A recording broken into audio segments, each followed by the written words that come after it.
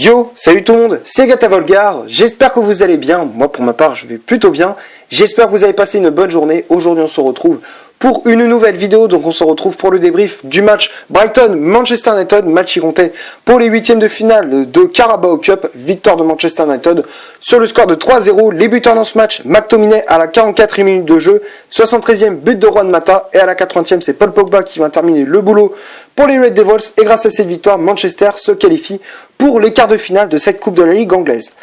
Voilà, donc pour débriefer ce match voilà, entre les Seagulls et les Red Devils, voilà, donc pour débriefer un petit peu ces 90 minutes, 45 premières minutes, bon, première mi-temps assez équilibrée entre les deux équipes, Brighton qui avait bien évidemment aligné comme ce qu'ils avaient fait il y a quelques jours, son 3-4-3 pardon, voilà, donc ils avaient mis en place un bloc assez bas et un milieu de terrain assez dense, voilà, donc ils avaient mis un 3-4-3, donc du coup c'était assez équilibré au milieu de terrain, voilà, donc du coup Manchester United avait eu un petit peu de mal à trouver les solutions, même si voilà, ils avaient trouvé des espaces, mais malheureusement voilà, comme je disais, ils avaient mis un bloc assez bas, voilà, une défense qui était assez basse, donc du coup on avait du mal à à trouver la solution. Et on s'était quand même créé, il fallait vraiment attendre les 20 premières minutes, voilà, la 20e minute de jeu pour qu'on se crée une occasion grâce à Johnny Gallo, voilà, qui s'était créé une occasion, voilà, sur une passe en profondeur c'était sur une passe en profondeur de Brandon Williams, Juan Mata qui dévie pour Ighalo, et derrière Ighalo qui avait dribblé le gardien, mais malheureusement sa frappe termine dans le petit filet extérieur, voilà, donc malheureusement ce ballon qui a terminé en dehors du but de Steele, le gardien de Brighton. Donc c'était la première occasion de la part des Red Devils. Du côté de Brighton, ils se sont créés des occasions aussi grâce à McAllister, Bernardo ou encore Vetman, mais malheureusement ils n'arrivent pas à trouver la solution. Voilà, donc ils étaient tombés aussi sur un très bon Dean Henderson qui a fait un très bon match. Voilà, aussi il a fait de bonnes interventions. Voilà, donc il a réussi à garder ses cages inviolées. Donc c'est positif. Voilà, c'est très positif pour le numéro 2 de Manchester United, le gardien numéro 2. Voilà, la doublure à David De Gea. Après, au fur et à mesure du match, Manchester United a remis le pied sur l'accélérateur avec des occasions de Juan Mata, de Van de Beek ou encore de Fred. Voilà, Fred qui avait aussi participé aux attaques de Manchester United. Voilà, notamment avec des frappes à l'extérieur de la surface. Voilà. Malheureusement, voilà, on n'arrivait pas trop à inquiéter le gardien. Et il fallait vraiment attendre à la fin de la première mi-temps, voilà, pour qu'on débloque la situation. Ça fait un peu comme au tour précédent contre Luton Town, voilà, il y a pas très longtemps. On avait joué le troisième tour de Coupe d'Angleterre, de Coupe de la Ligue anglaise. Et justement, il fallait attendre la fin de la première mi-temps pour qu'on ouvre le score. Cette fois-ci, c'était pas Juan Mata, c'était McTominay. Voilà, cette fois-ci, c'est McTominay qui avait ouvert le score juste avant la pause. Voilà, sur un très bon coup franc de Juan Mata justement. Juan Mata, qu'au passage, qui a fait un très gros match. Voilà, un but, une passe décisive. Donc franchement, un très gros match de la part du milieu espagnol de Manchester United. Donc qui était à l'origine du but de McTominay. Voilà, sur un coup de pied arrêté venant de la droite. Et voilà, après le ballon au second poteau pour McTominay qui place une tête croisée, voilà, imparable pour Steele, le gardien de Brighton. Donc du coup on ouvre le score juste avant la pause, ça fait 1-0 pour les Red Devils. Ensuite, second mi-temps, on a continué à attaquer. Voilà, on a continué à attaquer, même si voilà, on était un petit peu en difficulté en seconde mi-temps, on a quand même réussi à se créer des occasions. Voilà, on n'est pas resté à l'arrière à faire un bloc bas, à gérer le 1-0, on n'a pas fait ça. Même si voilà, comme je disais, on était un petit peu en difficulté. Voilà, il fallait vraiment aussi attendre la fin du match, voilà, vers l'heure de jeu pour que Solskjaer fasse rentrer les cadres, voilà, pour faire rentrer Pogba et Marcus Rashford, et ça a très bien payé parce qu'à partir de la 73e, voilà, on a senti un bon feeling, voilà, à partir de la 73e, voilà, avec le but de Juan Mata justement, voilà, c'est sur une superbe déviation de Van de Beek, voilà, Juan Mata qui enrhume la défense de Brighton avec une frappe qui passe entre les jambes de Lewis Dunn, le capitaine des Seagulls, et à la 73e, Manchester United fait le break, ça fait 2-0 pour les Red Devils. Et quelques minutes après le but de Juan Mata, c'est Paul Pogba, voilà, qui inscrit le 3e but pour les Red Devils sur un magnifique coup franc. Alors, il y a eu de la réussite, c'est vrai, parce que bon, le coup franc, il a été dévié par un joueur de Brighton. Je crois que c'est Veltman qui avait dévié ce ballon, sur le ballon, voilà, sur le coup franc de Paul Pogba, et derrière ça touche le poteau, voilà, de Steele, le gardien de Brighton. Donc du coup, on a eu vraiment de la réussite, 100% de réussite pour le milieu français. Mais voilà, il a quand même réussi à marquer, voilà, donc très beau but, voilà, de la part du milieu français. Donc du coup, à la 80e, Paul Pogba, pardon, qui vient terminer le boulot. Et grâce à cette victoire, Manchester se qualifie pour le tour suivant de cette Coupe d'Angleterre. Voilà, donc on va passer maintenant à la composition d'équipe. Ole Gunnar Solskjaer aligné pour ce Brighton Manchester United, donc ça a été un 4-2-3-1, voilà, donc on a remis en place notre bon vieux 4-2-3-1 avec Dean Henderson dans les buts de Manchester United à la place de David De Gea laissé au repos. La charnière centrale, Bailey associé à Victor Lindelof, voilà, pas de Harry Maguire laissé au repos également, donc du coup on a mis en place une charnière centrale Lindelof-Bailey. Ça a plutôt bien marché, même si voilà, bon, Lindelof c'est toujours pareil, quoi, c'est toujours aussi fébrile, mais voilà, il l'a associé avec quelqu'un de solide, voilà, Eric Bailly qui a fait une très bonne prestation, un très bon match. Donc voilà, donc ça a plutôt bien fonctionné, la charnière centrale Bailey Lindelof. Après les latéraux, Diogo Dalot à droite, Brandon Williams à gauche. Ensuite, le milieu de terrain, voilà, ça faisait un petit moment qu'on n'avait pas vu. Fred associé à Scott McTominay, Donny van de Beek en numéro 10, Daniel James milieu latéral gauche, Juan Mata milieu latéral droit, et à la pointe de l'attaque de Manchester United, c'était le Nigérian Odion Ighalo.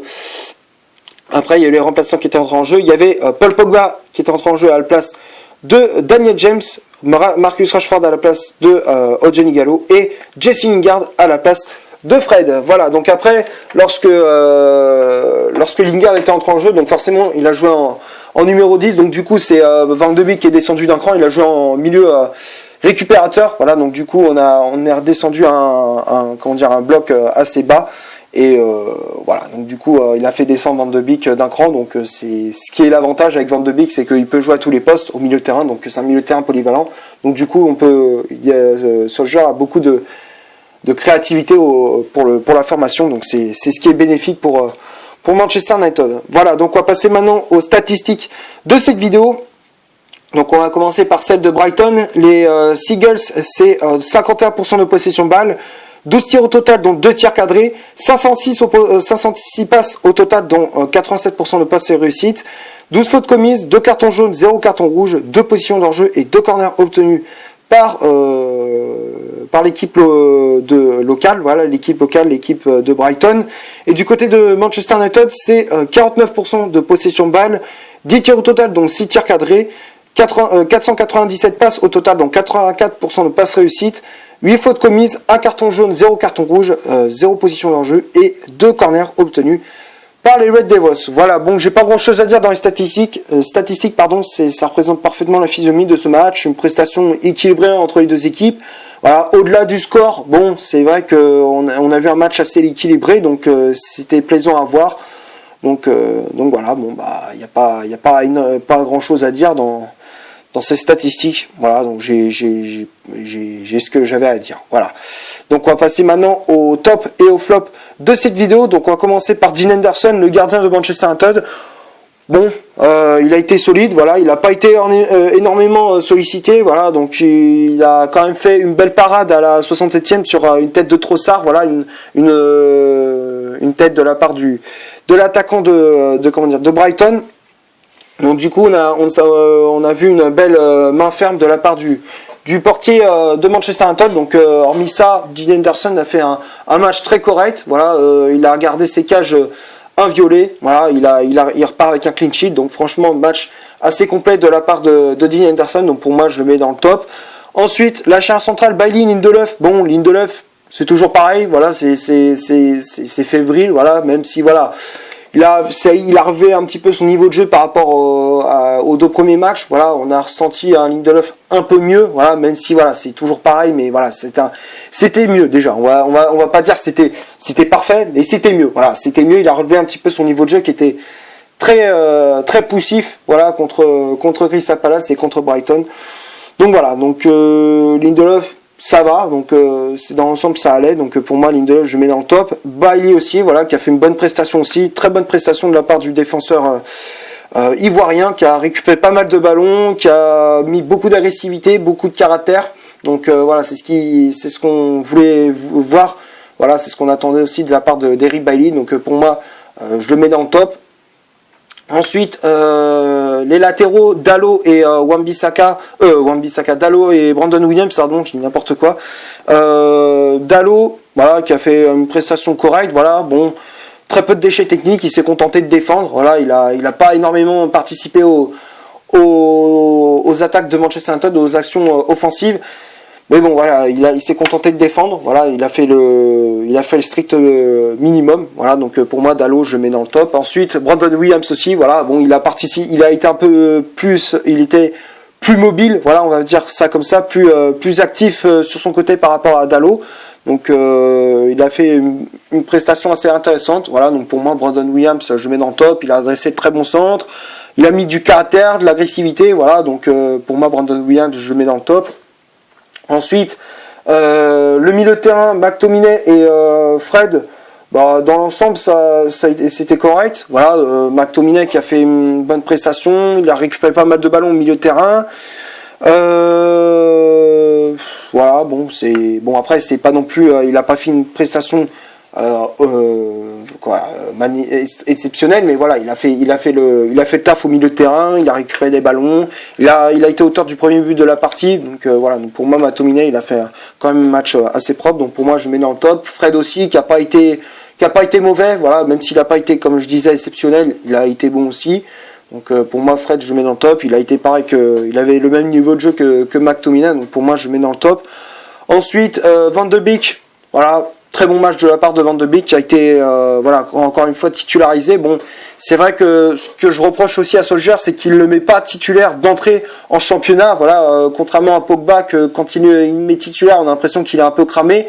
Alors que là, on a senti un Van de Beek en pleine forme, voilà, qui avait envie de jouer au ballon. Et ça a plutôt bien marché, voilà, il était très juste dans les passes, dans les déviations, voilà, donc dans l'ensemble, Van de Beek a fait un très gros match, donc pour moi, je mets dans le top.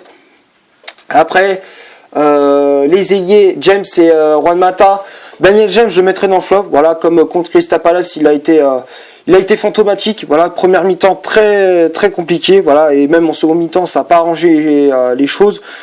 Donc voilà, donc match très insuffisant de la part de l'ailier gallois. Donc pour moi, James, je mets dans le flop. Ensuite, Juan Mata, très bon match, voilà, très gros match de la part de l'Espagnol de Manchester United. Voilà, capitaine d'un soir où Harry Maguire, comme je disais, a été laissé au repos. Voilà, donc il a hérité le brassard de capitaine. Voilà, donc dans l'ensemble, Juan Mata qui a fait une très bonne prestation, qui a récupéré pas mal de ballons. Il s'est projeté pas mal de fois vers l'avant sur son côté, il a créé pas mal de dangers, il a été auteur d'un but, du passe décisif, donc voilà, donc pour moi Juan Mata a fait un match très complet aussi, donc pour moi je le mets dans le top. Après Ighalo, bon, c'est pas non plus, voilà, c'est pas tout bleu, c'est pas tout noir, tout blanc. Dans l'ensemble ça a été bon, mais voilà, c'est comment dire, voilà, c'est pas non plus, c'est grisé, on va dire la prestation de Ighalo, c'est un peu grisé, voilà, mais voilà, dans l'ensemble il a pas été mauvais, il s'est créé quelques bonnes opportunités, il s'est créé de grosses occasions, donc voilà, donc pour moi Ighalo je mettrai quand même dans le top.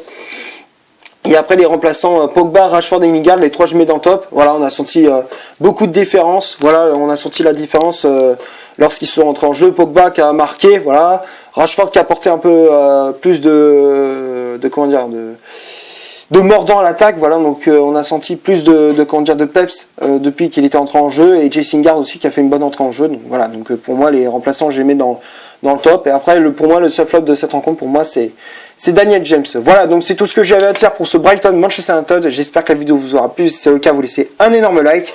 Tu cliques ici pour t'abonner pour rien rater de mes vidéos. Tu cliques ici pour en faire une autre si tu le souhaites. Et moi je te dis à la prochaine pour une prochaine vidéo. Ciao.